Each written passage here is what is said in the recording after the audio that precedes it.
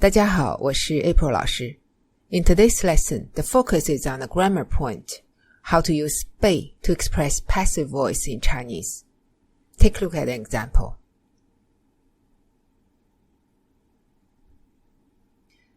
This sentence follows the regular sentence structure.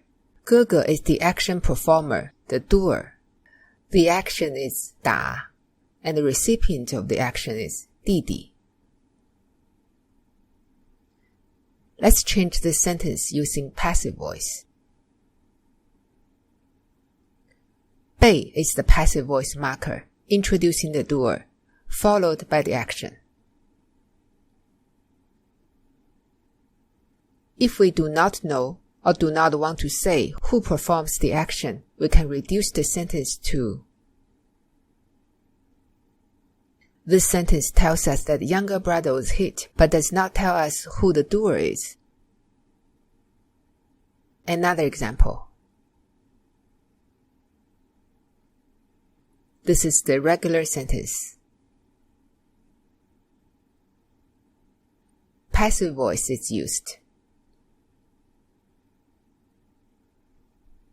Passive voice is used without mentioning who performed the action. Passive voice is very useful.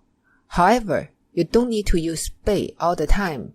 In this aspect, Chinese is quite different from English, because in English, passive voice has a fixed structure.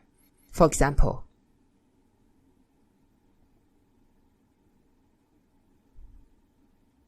both sentences use passive voice, and the structure is identical.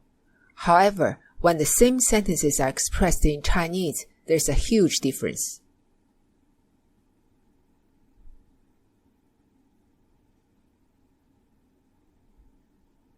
In the first sentence, it's the passive voice without the character 被. As we all know, in reality, a letter does not write itself. Someone needs to do it. In this kind of a situation, 被 is not required. In the second sentence, it's the passive voice with the character 被, which is definitely required, because without 被, the meaning of the sentence will be altered. That concludes our lesson for today. Make sure you write a couple of sentences of your own. Thank you for watching. This is your teacher April. Join me again soon.